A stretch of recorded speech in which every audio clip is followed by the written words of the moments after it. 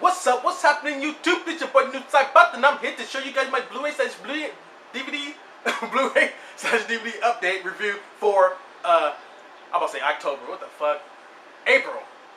You understood? April, like, let's say 6th. April the 6th. You know. And let me get one thing cleared up. A lot of people get confused. They think that when I do like a DVD slash Blu-ray update, they think that is I'm talking about movies that came out for that month.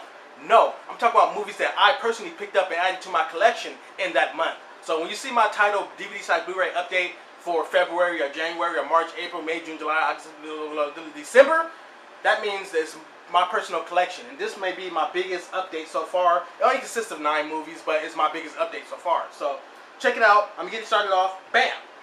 Feast. Little 3 box set. Now, there's a couple things that may disappoint people inside this little collection of the Feast movies when you buy them all together. One, it does not come inside a box set, which it seems like it does, but it doesn't. I was disappointed about that. 2, this is the only movie that's unrated. Unrated. The rest of the movies that claim to be unrated on a little advertisement, little paper they put on the front of the movie, when they have it all wrapped up, these 2 are not unrated. These already are. But even with that said, it doesn't matter, because what would you want to see more of that these movies already had inside of it? It's crazy if you want to see more. Or some unrated type stuff. I'm going to get started off with Feast 1. You can see this bad boy is not open yet because I already own the first movie. Had that first movie for like 4 years already. One of my favorite movies ever created. The movie is great. There's people trapped in a bar, and this guy runs in, and this lady runs in, and these monsters and stuff is coming. That's all you need to know. These monsters and these people trapped in the bar. That's all you need to know. Triple thumbs up. Feast 2 picks up directly after Feast 1, doubles the amount of gore, doubles the amount of craziness, double the amount of funniness. You know, because these movies are these are comedy movies slash horror slash craziness. You know, and this movie doubles it. You know, you have some nudity inside this movie. You know, there's a couple of little titties and all that. But you know, and not just one little small part of the movie with some little tetas, you know, see plenty of tetas. Might not be no grande tetas, but it's some tetas. Anyways, yeah, Feast 2, my boy from Martin, I forgot his real name, but he plays inside of it. He does a good job, hilarious as hell, or whatever. Good ass movie.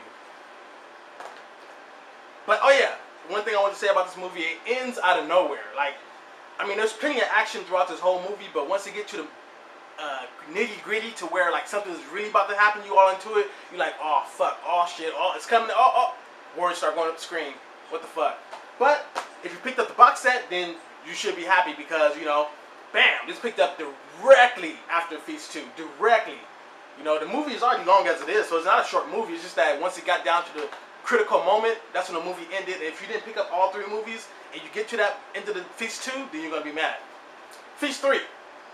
Heard that this movie is nowhere near as good as the first 2. I'm here to say yes, it is. I mean, it's a good movie. I mean, it stands up to the first 2 movies. The only thing I didn't like about this movie is that towards the end of the movie, or towards the middle of the movie, like more towards the end, it turns into a different movie. You know, it kind of turns. I don't want to say what it kind of turns into, what it reminds me of, but it turns into a totally different movie. It turns into Left 4 Dead. Put it like that. I'm putting it in the short sense. It turns into Left 4 Dead. That's probably where Left 4 Dead got some of his stuff from. Or Valve, should I say. But, yeah. And the ending, they're stupid for this ending, you know, of this movie. If you've seen this movie, like, you're all into it. Because the movie is meant to be funny. It's meant to be a comedy horror movie. But you get so involved with these Feast movies, and you get so into it to where you want to know exactly what's going on and what's going to happen. At the end of this movie, they're stupid for that ending. It's kind of, it doesn't make you mad, but at the same time, you're looking like, are they for real? Did they really just do that? I'm not gonna say what happened, but you gotta watch this movie to see the ending. It's freaking just stupid in a good way, and in a bad way at the same time.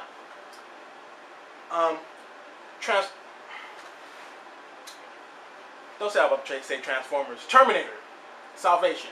Seen the movies at the movie theater. Very good movie. On Blu-ray, it's way better than a movie theater. A lot of people say, you know, movie theater is better, but you know, I even got a TV where I can, my Sony Bravia, where I can press cinema and put it on cinema where it looks like the movie theater. It looks just like the movie theater, you know. It looks super dim screen and you can't hardly see shit, you know, just like a movie theater look.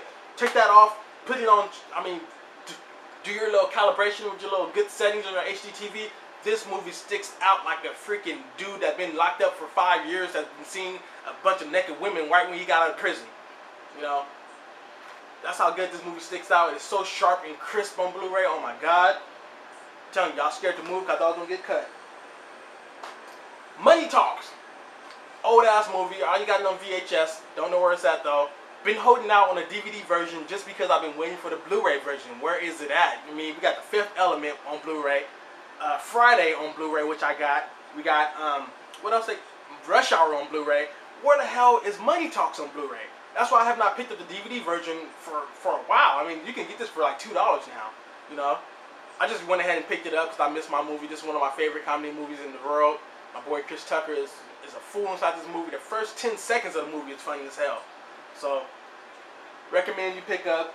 It's cheap as hell.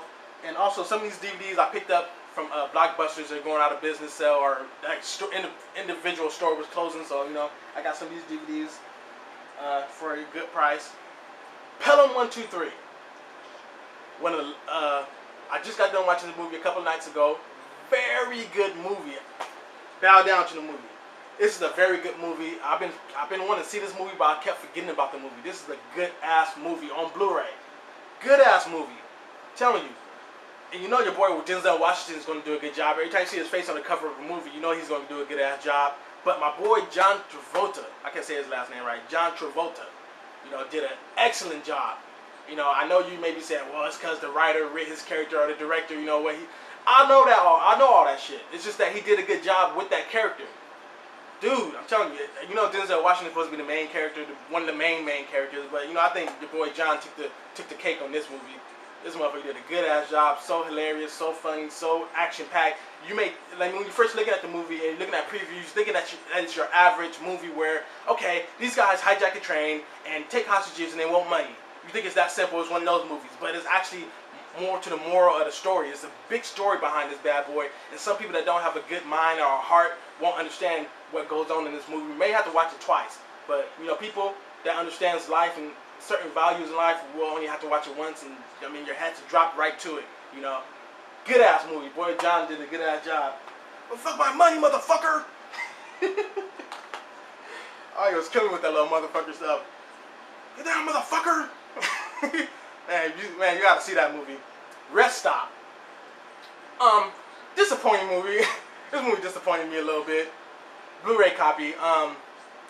Rest Stop. I mean, come on, man. You could have just been like, you could have been the same as any movie, like, you know, what's those movies? Wrong Turn, or you could have been the same as The Hills Have Eyes. I wouldn't care if it was a copy, you know, I don't care. This movie is more of a ghost story than any damn thing, you know. They seeing dead people, they see their dead friends, see a dead enemy that's attacking them with invisible cars, and this movie's just, I mean, it's kind of stupid. I mean, it's one of my worst movies I've seen this year, put it like that, you know. It's okay. I give it like, you know, a half a thumb. I give it like, you know, a sideways thumb. It's a you know, it's a meh. Expendables. Finally got my hands on Expendables. Been holding out, but since, you know, the sale went on at that store, which this is not the price. That's just the regular price. The sale price is like 10 something. So you know, versus $24 at any other Walmart or store or anything. Hell yeah, I'm picking this up. Expendables. You know, got all the kick-ass characters. All the kick-ass characters. Or actors inside of it, should I say? Characters. What the fuck? All the kick-ass actors, and a couple make some guest appearances. You know, you probably can guess, but you know, I was like, whoa! Like, it's only for a short moment, but it's still. They made sure they got all the kick-ass motherfuckers inside this movie. And I like this movie. It's just that, you know, the beginning of the movie, when they went to go do that little first mission, I'm not going to give any spoilers, they went to go do a mission. And I thought the whole movie was going to be like that, where it's kind of like Bad Boys. They do all the kind of different missions and stuff, and like they go around the road fighting terrorists and stuff and doing all kind of crazy undercover missions and mercenary missions and stuff like that. But after that first mission, it takes place somewhere else doing another like type of crazy mission and stuff in a different country, and after that the whole movie takes place in that one in particular mission or scenario. I thought it was gonna be like a whole bunch of different scenarios and them kicking ass everywhere and fighting all kind of fucking crazy bad guys everywhere they go. It's not. It just takes place in one area. It's still a good ass movie though. great action. I wish it was more, a little bit more action, but towards the half part of the movie, the second half of the movie is where this movie kicks ass the greatest. Good ass movie.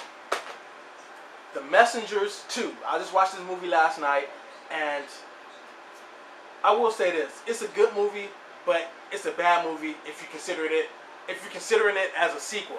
So by this being The Messengers 2, it's a bad movie. It doesn't have shit to do with Messengers 1. It's kind of the only thing that's similar to Messengers 1 is that, you know, like in Messengers, to Messengers 1, like in that movie, in the first one, the guy had his little sunflower field, and, you know, and he was trying to grow it, and he was having problems and stuff like that, and one guy came around to help and stuff like that, and blah blah this and that. It's the same scenario, except for this guy got a cornfield.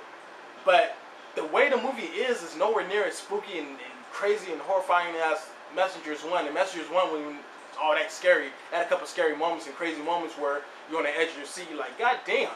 But this movie don't have that. You know, it's now if this movie was called Cornfield, you know, this would be a great ass movie. It has a good story. But the title Messengers 2, the Scarecrow, I mean, this shit ain't even. It doesn't. If I put this movie in, you wouldn't think it's The Messengers. You think that it's a movie called Cornfield, or The Corn Have Eyes, or something like that. For real. But this is a good ass movie if you're not considering it as being a sequel. But if you want to see a sequel to Messengers 2 and you put this in, you're gonna be disappointed. But if you're just watching The Corn Have Eyes, then hell yeah. Or Scarecrow Have Eyes, then yeah. Or Cornfields, something called Cornfields, and yes, this is a good movie. Anyways, that concludes my DVD/Blu Ray update for this month. I might end up updating you guys again this month, or probably saving to next month. But anyways, without further ado, I'm out. Peace.